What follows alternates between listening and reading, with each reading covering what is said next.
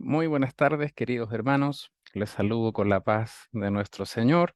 Y hoy tenemos la posibilidad de seguir aprendiendo juntos en este discipulado, tercer ciclo de este año 2022. Y vamos a avanzar en el paso número 9. El paso número 9 es mi lugar en la iglesia, o conocido también como la mayordomía. Vamos a compartir pantalla para comenzar juntos. Bien. Dios nos salvó con un propósito. Y ese propósito es servirle en medio de la iglesia y de esta manera poder ser luz a las personas que no tienen a Cristo en su corazón. Mire qué increíble, ¿eh? Cuando Dios nos salva, siempre tiene en mente un propósito mayor. No es solo para que nos sintamos mejor, no es solo para que disfrutemos del perdón de nuestros pecados, de nuestra identidad en Cristo, sino es para que esto lo podamos compartir. Y siendo miembros de la iglesia, tenemos determinadas responsabilidades, o conocida como la letra chica. No es puro beneficio, no es puro recibir, recibir, recibir, sino que nuestra responsabilidad como miembros en el cuerpo de Cristo lleva implícito ciertos deberes, ciertas tareas, responsabilidades que cada uno de nosotros tenemos. Yo te quiero invitar a que pueda conocer bien este aspecto del discipulado, este paso número 9, para que puedas tomar una decisión a conciencia. Jesús dijo que debemos estar dispuestos a dejar lo que amamos para seguirle a Él. Y la pregunta que vale hacer entonces es, ¿estás listo para que Jesús no solo sea tu Salvador, sino que también tu Señor? ¡Wow! Una realidad completamente profunda, nueva, distinta. Sí, reconocemos que Jesús me salvó y eso trae dicha, paz, gozo, un nuevo propósito, pero también el reconocerle como Señor, nos debemos someter a lo que Él quiere para nosotros. Bueno, hay ciertos privilegios y deberes de ser miembros del cuerpo de Cristo. Muchas veces le damos más énfasis, yo creo que por naturaleza, a los privilegios. Muchas veces exigimos nuestros derechos, nuestros privilegios, pero no se habla mucho de los deberes. Claro, y aquí tiene que haber una ecuanimidad, tiene que haber un equilibrio, porque tanto como los privilegios y los deberes son muy importantes en nuestra identidad con el Señor. Conocemos la palabra privilegio como la ventaja exclusiva o especial que goza por concesión de un superior o por determinada circunstancia propia. Así lo define el diccionario esta palabra privilegio. Una concesión superior. En cambio, la palabra deberes es tener, que sea una persona, una obligación moral con otra. Es muy interesante que analizar estos conceptos nos va a permitir poder aplicarlos en nuestra vida de iglesia y nuestro deber en el cuerpo de Cristo. ¿Por qué? Porque algo nos impulsa. Tenemos una obligación moral con otra y esa otra persona es nuestro Señor. Sí.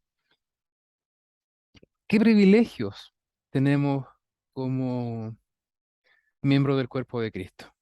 Bueno, primera de Juan 3 del 1 al 3 dice que somos hijos de Dios. Y ese es el mayor privilegio que como cristianos podemos disfrutar, conociéndolo, viviéndolo, entendiéndolo. De hecho, este yo creo que es el único título que como cristianos tenemos el uno al otro. Hijos de Dios. No existe el título de pastor, no existe el título de evangelista, de maestro, no, esas son funciones, son aspectos que desarrollamos en servicio al Señor. El único título que nos corresponde abrazar con fuerza es que somos hijos hijos de Dios. ¿Y qué herencia nos corresponde? Wow, Gálatas nos señala que nos corresponde una herencia que no se marchita, que no perece, que es permanente, es una herencia eterna. Estar por siempre junto al Señor. Ahora, si vemos los deberes que como miembros del cuerpo de Cristo nos corresponde, tenemos que considerar algunos muy importantes y los voy a enumerar. El número uno, tenemos la responsabilidad de orar. Sí, a lo mejor suena muy básico, pero esta es una de las letras chicas que nos implica ser miembros del cuerpo de Cristo. ¿Por qué? Porque la oración es parte de la vida de un creyente. El contacto diario con Dios es tan vital para la vida espiritual como lo es el aire para nuestros pulmones. Perseverad en la oración, velando en ella con acción de gracias, escribe Pablo a los Colosenses en el capítulo 4 y versículo 2.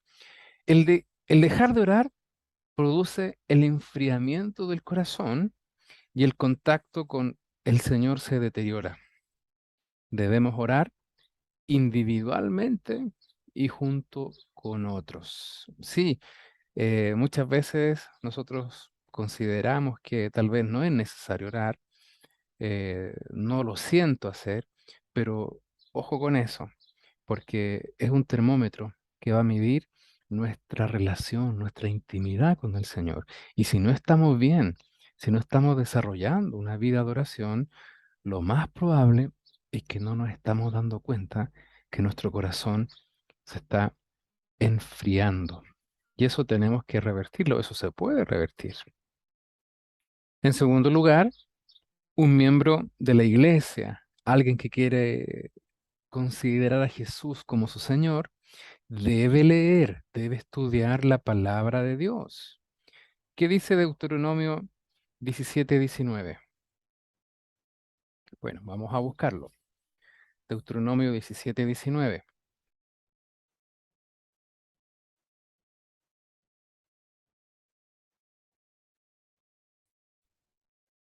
Dice así: y lo tendrá consigo, y leerá en él todos los días de su vida, para que aprenda a temer a Jehová su Dios, para guardar todas las palabras de esta ley y estos estatutos, para ponerlos por obra. Es muy interesante, ¿eh? Porque siempre la palabra del Señor no es solo eh, adquirir conocimiento, no es solo es saber qué es lo que dice, sino que vez tras vez se nos confronta a practicarla, a ponerla por obra.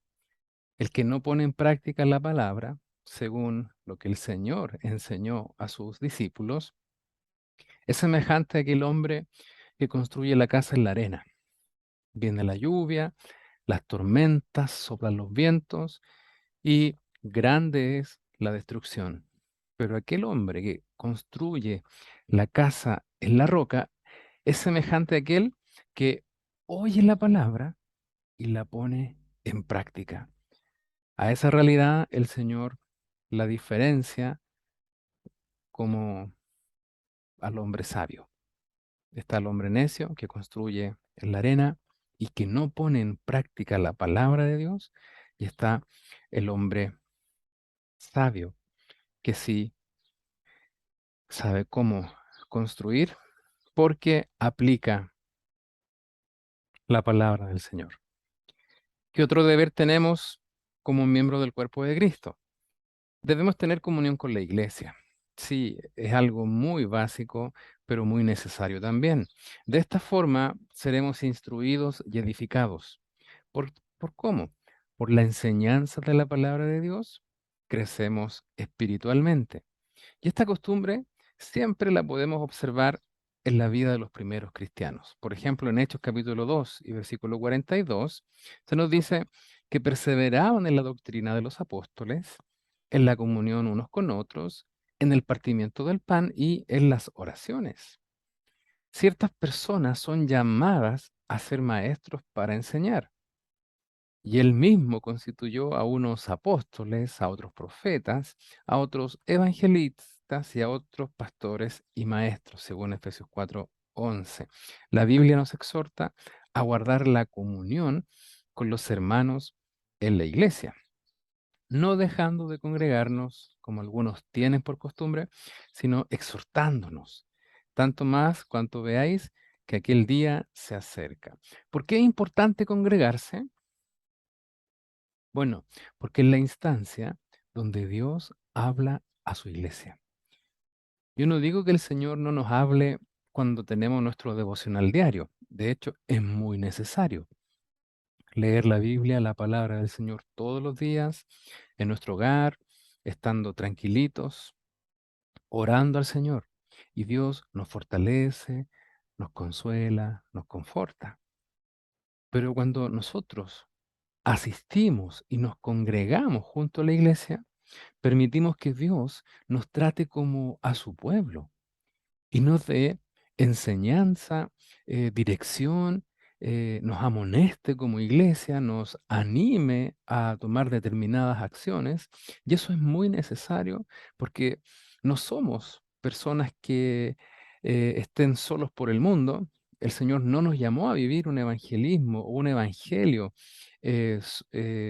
solos, sino que en comunidad, en una familia de fe. Y es ahí, en la iglesia, donde Dios se manifiesta de una manera muy, muy especial. ¿Por qué? Porque derrama de sus dones, derrama de su Santo Espíritu, capacita a hombres y a mujeres para ser usados por el Señor y con un solo propósito, que la iglesia sea perfeccionada, que la iglesia sea preparada para toda buena obra. En cuarto lugar, un miembro de la iglesia debe ofrendar. El sacrificio era algo que pertenecía al culto divino durante el Antiguo Testamento, pero en el Nuevo Testamento Cristo anuló las formas que antes tenía el sacrificio. La norma que tenían del Antiguo Testamento era el diezmo, traer todos los diezmos al alfolí y hay alimento en mi casa y probadme ahora en esto. Jesús nunca anuló aquella norma. Dad pues al César lo que es del César y a Dios lo que es de Dios. Eso lo vemos en Mateo 22, 17, 22 y Mateo 23, 23. Además, el miembro de la iglesia debe participar de las ofrendas con buen ánimo. Cada uno de como propuso en su corazón, no con tristeza ni por necesidad, porque Dios ama al dador alegre.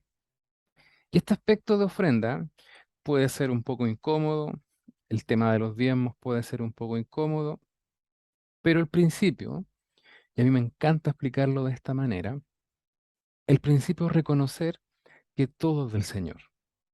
Sí, todo es del Señor, nuestra vida, nuestros recursos.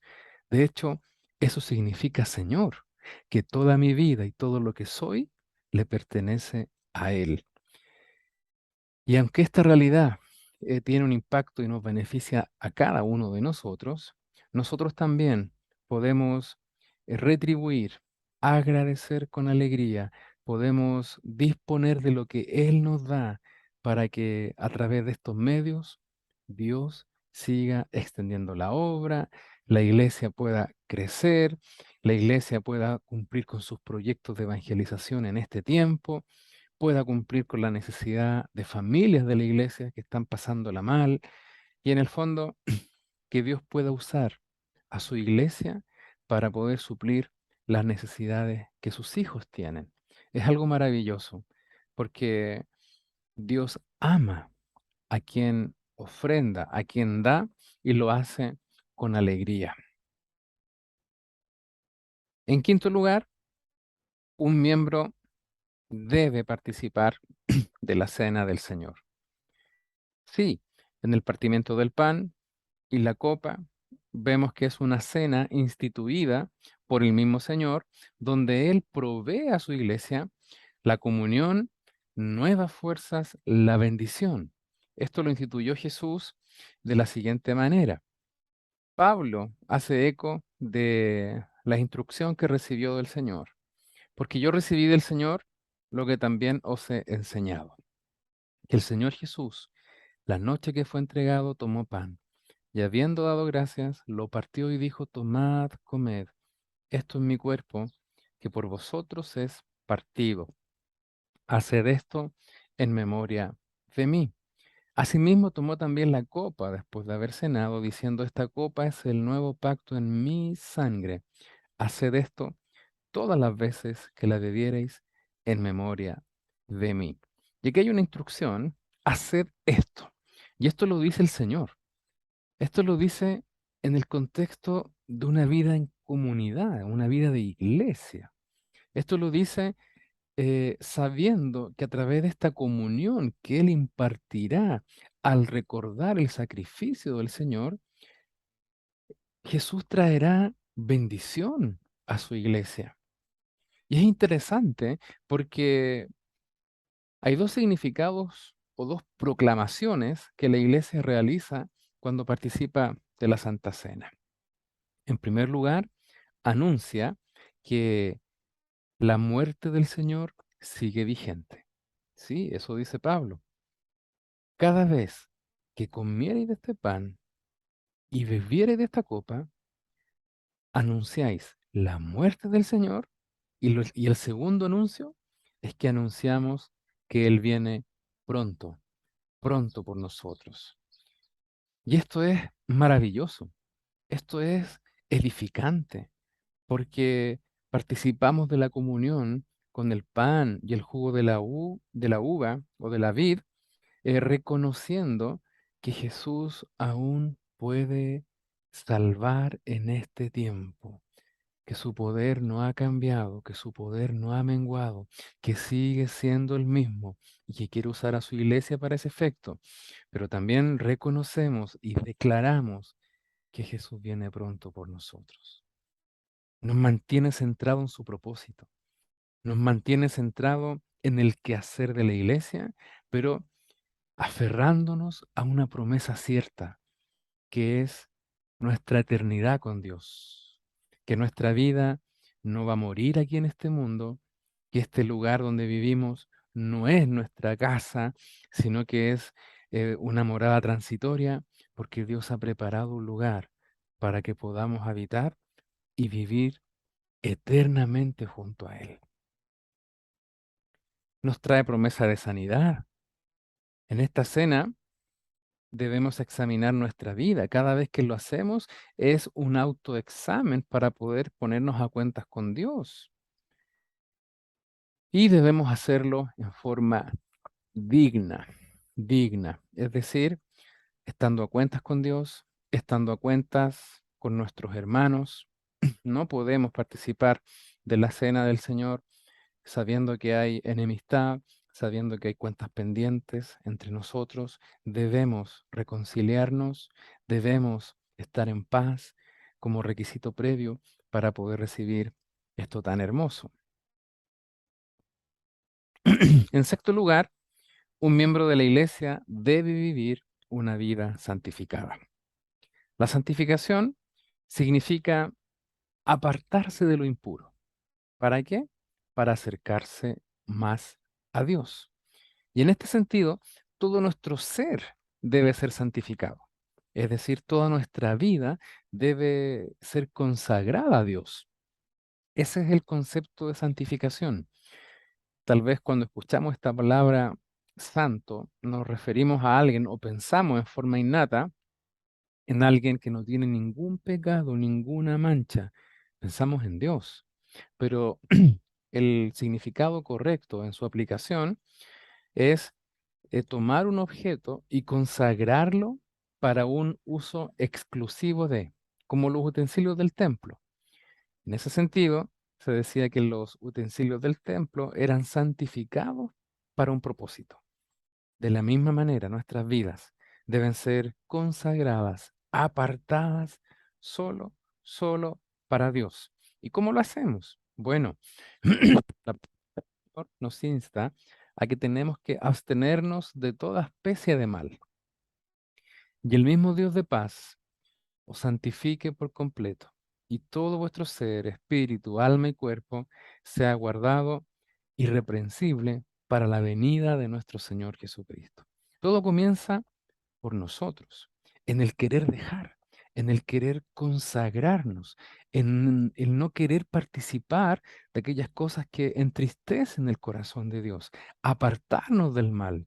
Y Dios nos tomará y nos pondrá para su uso maravilloso, un uso exclusivo. La santificación es una decisión personal. Es Él quien realiza la obra de santificación, no nosotros. Es una obra de Dios y del hombre en conjunto, en la medida en que usted y yo permitamos que el Señor haga lo suyo y que nosotros abandonemos, nos abstengamos de toda clase de mal. Algunos consejos. ¿Cómo santificarnos? Bueno, hay que huir de lugares que pueden contaminar nuestra vida espiritual, aquellos que no nos hacen bien, que nos pueden influir a hacer cosas que no queremos. La vida exterior debe reflejar una vida santificada. Vuestro atavío o vuestras ropas no sea el externo de peinados ostentosos, de adornos de oro o de vestidos de lujo, sino el interno, o sea, hermoseen su corazón. ¿Y cómo hacerlo? Consagrándonos, decidiendo no seguir nuestros deseos pecaminosos, sino que decidiendo ser fieles al Señor. De esa manera podemos adornar nuestro corazón. En séptimo lugar, un miembro de la iglesia debe ser responsable con su tiempo. El creyente trabaja por el Señor para que otros reciban el mensaje de salvación.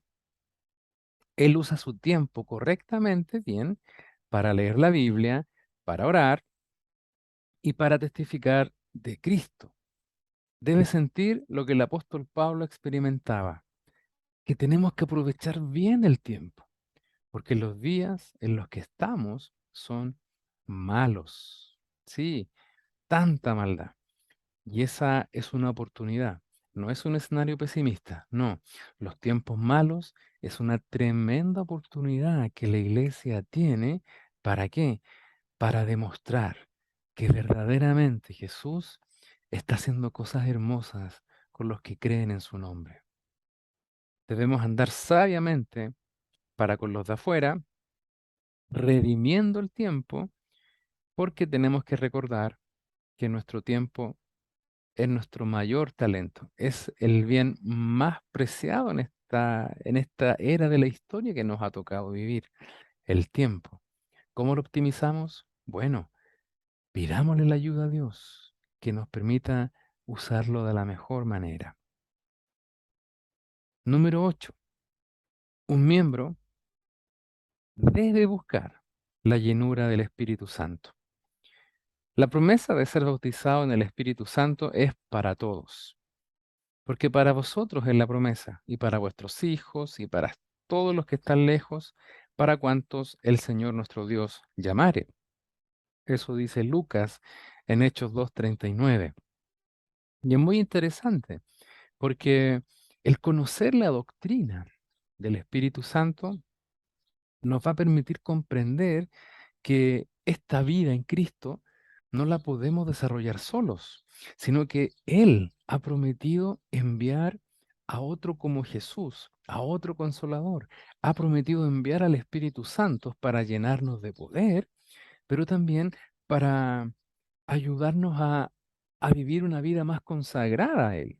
Y esto solo lo logramos por medio del Santo Espíritu. No es nuestro conocimiento, no es el tiempo que llevamos en la iglesia, no son nuestras ganas de cambiar, no, es permitir que el Espíritu Santo haga una obra hermosa en nuestras vidas. ¿Y cómo saberlo? Bueno, leamos la palabra, estudiemos esta doctrina, comprendamos que es para este tiempo, tal y cual nos señala el libro de los Hechos.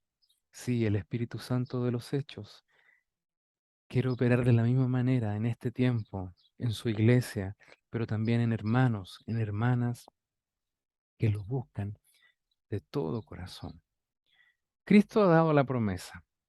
Él es quien bautiza, pero recibiréis poder cuando haya venido sobre vosotros el Espíritu Santo. Y me seréis testigos en Jerusalén, en toda Judea, en Samaria y hasta lo último de la tierra. Yo, la verdad, os bautizo en agua para arrepentimiento, pero el que viene tras mí, cuyo calzado yo no soy digno de llevar, es más poderoso que yo. Él os bautizará en Espíritu Santo y fuego. Son las palabras de Juan el Bautista, recopiladas por Mateo, en el que se da testimonio que Jesús es quien bautiza, que Jesús es el que envía al Espíritu Santo. Y nosotros tenemos la responsabilidad de buscarlo, de pedirlo, de anhelarlo para nuestras vidas, sabiendo que es la capacitación sobrenatural que Dios ha dispuesto para nosotros en este tiempo. Porque el Espíritu Santo es para los que lo piden. Pues si vosotros, siendo malos, sabéis dar buenos regalos a vuestros hijos, ¿cuánto más vuestro Padre Celestial dará el Espíritu Santo a los que se lo pidan? Debemos de pedirlo. No solo basta con creer, no solo basta con conocer su hermosa obra, sino que también tenemos que pedir. Sí, eso nos enseña la palabra. Muchas veces no recibimos porque no pedimos. Y cuando lo hacemos, pedimos mal, según la epístola de Santiago. Pero si conocemos muy bien quién es la persona, quién es la divinidad del Espíritu Santo, cuánto lo necesitamos para nuestra vida, algo tiene que ocurrir en nosotros, no solo creer, anhelarlo, sino que comenzar a pedir. Señor, yo creo que esto es para este tiempo y para mi vida. Por favor, bautízame, lléname. Y saben, el Señor, esas oraciones son las que está tan dispuesto a escuchar para poder responderlas. La promesa del Espíritu Santo es para todos los que le obedecen. Y nosotros somos testigos suyos de estas cosas. Y también el Espíritu Santo, el cual Dios ha dado a los que le obedecen. Por supuesto que sí. Esto está preparado para la iglesia, para sus hijos, para quienes se dispongan en permitir que el Espíritu Santo haga una obra en sus vidas. Y eso implica obedecer la palabra del Señor. Eso implica abandonar el mal para consagrarnos para el Señor. Y en ese escenario Dios hace lo suyo.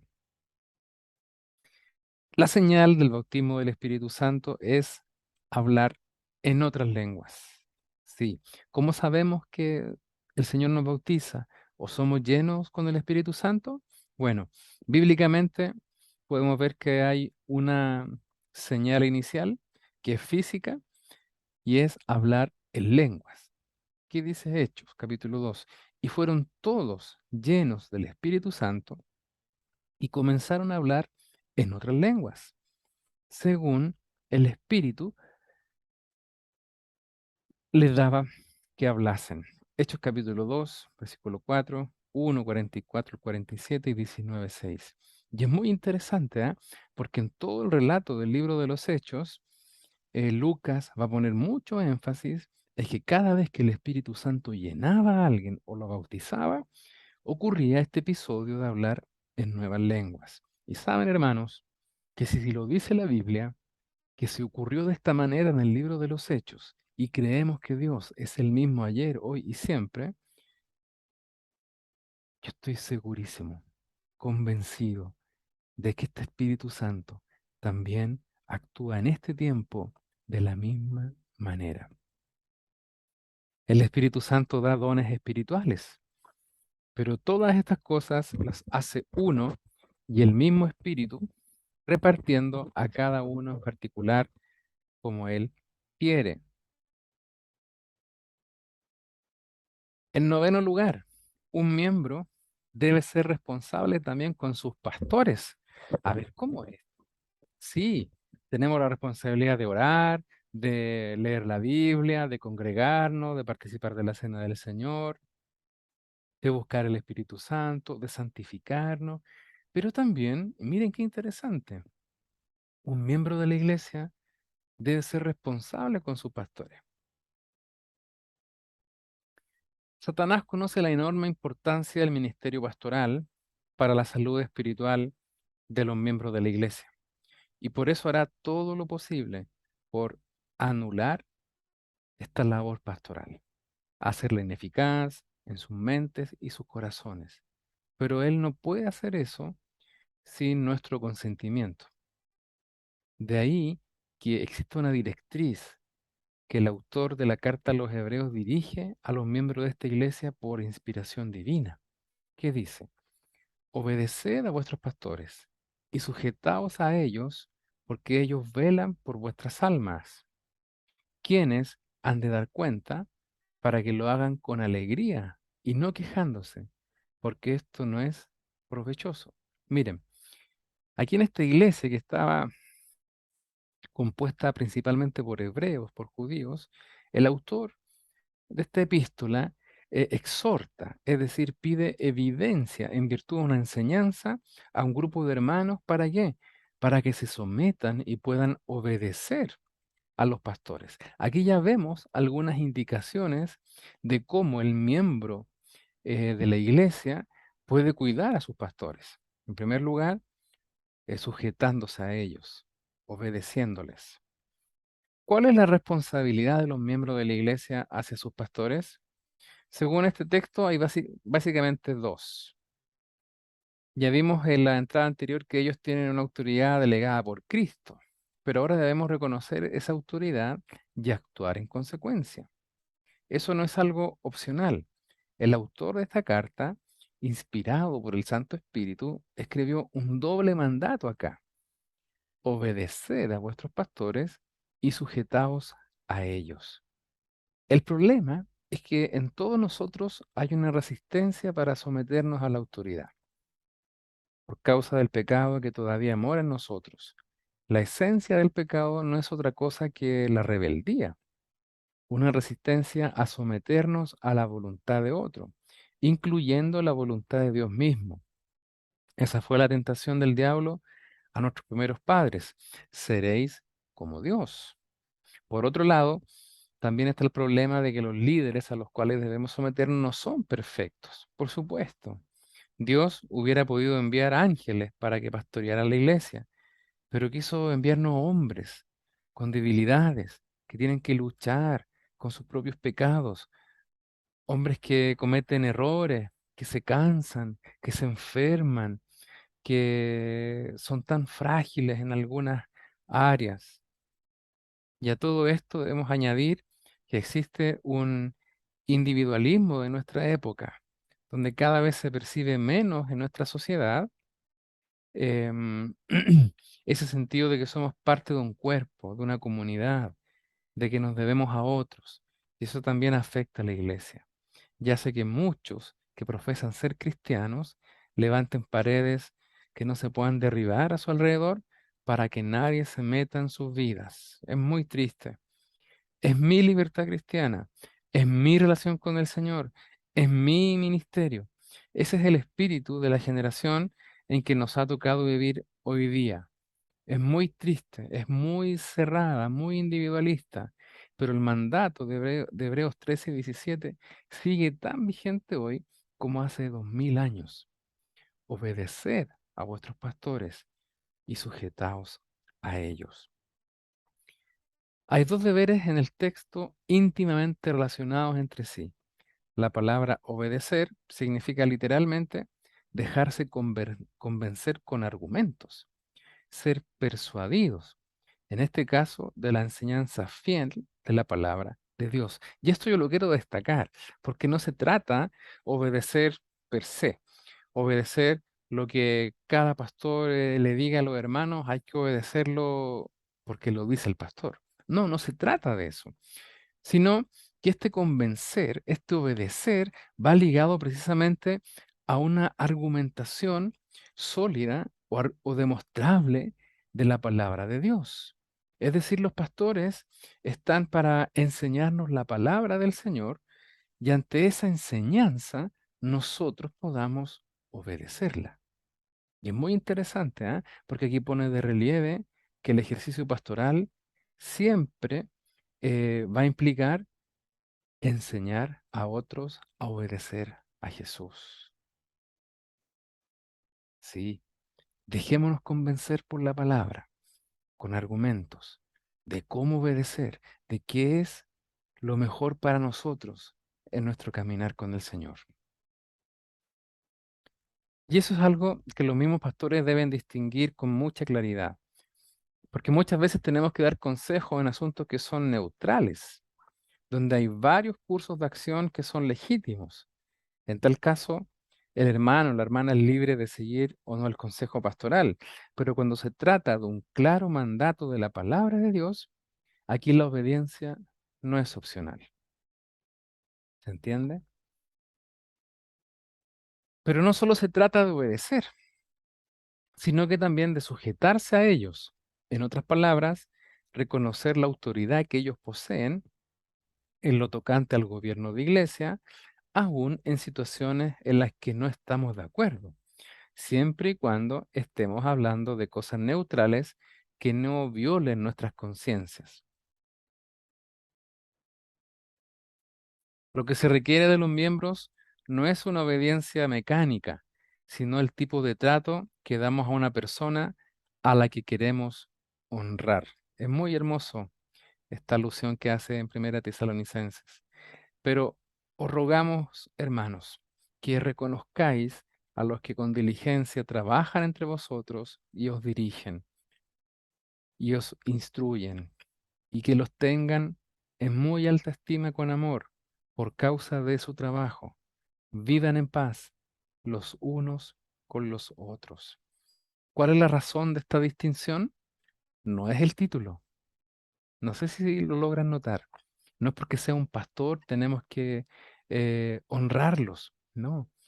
La razón por la cual debemos reconocer es porque los pastores ejercen una labor de enseñanza, de una labor doctrinal que va a llevar a la iglesia a permanecer fiel al Señor. Aquí el Señor es el centro. Viene a mi mente Efesios 4, capítulo 2, capítulo 4, versículo 11 y 12, para que todos nosotros lleguemos a la medida de la plenitud de Cristo. ¿Y eso cómo se logra? A través de los ministerios que Jesús reparte a la iglesia. Es muy hermoso. Es muy hermoso que distingamos que esta labor pastoral implica eh, un servicio que debe glorificar al Señor en función a la enseñanza de la palabra. Palabra que debemos cumplir todos, partiendo de los pastores. Palabra o enseñanza que debe ser abrazada por la iglesia. En ese sentido, debemos someternos, sujetarnos a nuestros pastores que trabajan entre nosotros, porque nos están dirigiendo hacia lo que Dios quiere para este tiempo, que permanezcamos fieles a su palabra. Y eso nos lleva al segundo aspecto de este pasaje. No solo debemos reconocer la autoridad que el Señor les ha dado, sino que los miembros de la iglesia deben hacer todo lo que esté a su alcance para que ellos hagan su labor con gozo. ¿Y cómo es esto?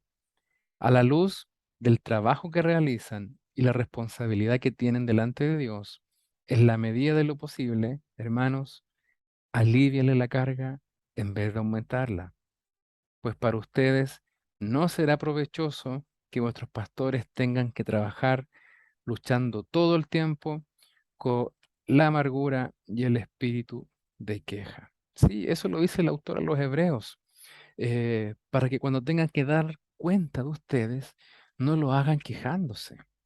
Un comentarista dice al respecto, cuando los miembros se niegan a obedecer y no le tienen respeto a sus dirigentes, la obra de la iglesia se vuelve una carga. Los miembros deben darse cuenta de que ni ellos, ni los dirigentes, ni los pastores son dueños de la iglesia. La iglesia pertenece a Jesucristo, ante quien los lectores son responsables. Si ellos hacen que la vida y obra de los dirigentes o los pastores sea difícil, ellos mismos serán los perdedores. ¿Y cuáles son las cosas que traen gozo al corazón de un pastor? Seguramente usted va a pensar, que lo saluden para su cumpleaños, que le lleven regalitos para comer. No, hermano, eso no son las cosas que alegran nuestro corazón, sino que miren con las cosas que los pastores se alegran. El hecho de que todos los miembros estemos dando evidencia de que realmente han venido a Cristo en arrepentimiento y fe. Es hermoso, porque se está cumpliendo la palabra, porque el propósito por el cual llamó a los pastores a ministerios es edificar al cuerpo de Cristo para toda buena obra. Y el hecho de que todos los miembros den evidencia de un cambio genuino es un motivo de alegría porque glorifica el nombre del Señor. Y aquí vale la pena reiterar una vez más que la labor de un pastor es que Jesús sea ensalzado, glorificado en la vida de cada hermano, de cada creyente. Y para ello está la enseñanza, el consejo, para ello está el cuidado con este fin, que puedan dar evidencia de que realmente son verdaderos cristianos. También ver a los hermanos andar en obediencia llena el corazón de gozo a un pastor. ¿Por qué? Porque es lo mismo, porque se ve cumplida la palabra de Dios. Y ese es un motivo donde Dios es glorificado y un motivo donde nos alegramos de ser parte de ese proceso. También ver a los hermanos cultivando y perseverando y preservando la paz en la iglesia. Ese es el fruto que el Santo Espíritu trae para su iglesia. Y evidenciarlo, hermanos, trae un gozo y una alegría porque quiere decir que la iglesia está siendo conducida por el Señor. Esto no es labor de un pastor, no es el mérito de un pastor, sino que es guiar para que sean como Jesús. Aquí el que merece toda la gloria es el Señor. En cuarto lugar, saber que están luchando con Él en oración, por supuesto, porque la iglesia implica una carga muy dura en determinadas ocasiones, y uno siente que esa carga la está llevando solo. Pero cuando se acercan hermanos y nos dicen, hermano, estoy orando por usted, estoy orando por el presbiterio, tienen que saber que eso trae un bálsamo de alegría. No hay mayor muestra de amor que podamos darnos entre cristianos que orar por otros. Ore por sus pastores. Tienen una labor muy dura. Necesitan sabiduría, necesitan gracia del Señor, necesitan poder ser llenos día tras día del Espíritu Santo. Necesitamos eso, hermanos. El hecho que la iglesia ore por sus pastores nos hace poder vivir en una intimidad, en una comunión, que estamos trabajando juntos. 5, manifestándoles amor y aprecio por su labor. Sí, y aquí ahí puse un par de versículos para que no crean que es capricho mío, que nos gusta recibir amor. No, sino porque hay un contexto, hay una realidad. Sí, dice que a los ancianos que gobiernan bien y también a los que enseñan sean tenidos por doble honor. Sí, es siempre bueno reconocernos entre nosotros, siempre es bueno alentarnos unos a otros y créame que a un pastor también le hace muy bien ser alentado por sus hermanos. Número 6, dándoles el beneficio de la duda en las decisiones que toman. Eso no quiere decir que no podemos estar en desacuerdo con las decisiones de los pastores o que no debemos expresar nuestro desacuerdo, pero debemos estar siempre dispuestos a poner la mejor construcción, la mejor intención, porque tal vez desde nuestro lugar, no conocemos las razones que motivan determinadas decisiones, eh, y no se pueden revelar detalles de determinadas situaciones muy complejas, y lo que la iglesia recibe como acuerdo o como decisión tal vez nos permitan generar más dudas que certezas. Bueno, cuando ocurra ese tipo de cosas, acérquese a nosotros, le vamos a decir, sabe, no le puedo dar detalle por ética, por asuntos privados, pero por favor, esté siempre dispuesto o dispuesta a, a entender que no siempre se toman decisiones fáciles y que muchas veces procuramos em, lograr la mayor cantidad de paz en decisiones difíciles y no siempre se logran. Entonces ayúdenos también en esta labor.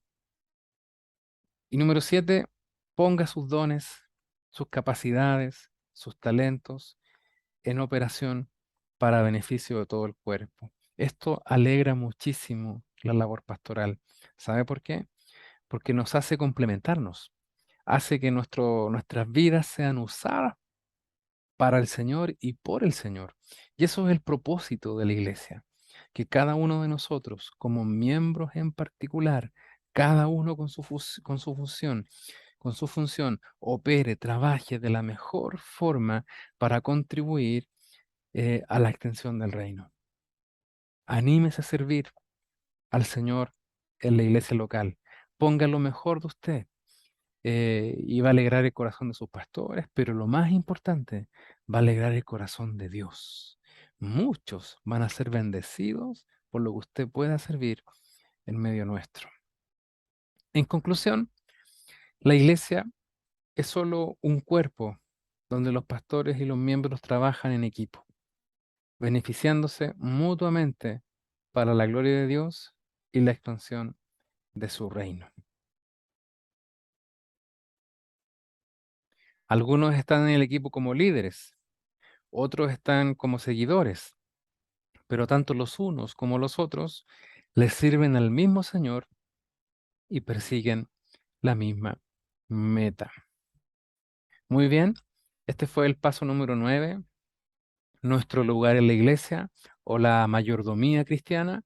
Espero que sea un tema de constante aplicación, de mucha bendición, porque en este tiempo que estamos viviendo, necesitamos de hermanos y hermanas, jóvenes, jovencitas, lolos, lolitas, adolescentes, que tomen conciencia de su lugar en la iglesia para poder servir al Dios vivo y verdadero.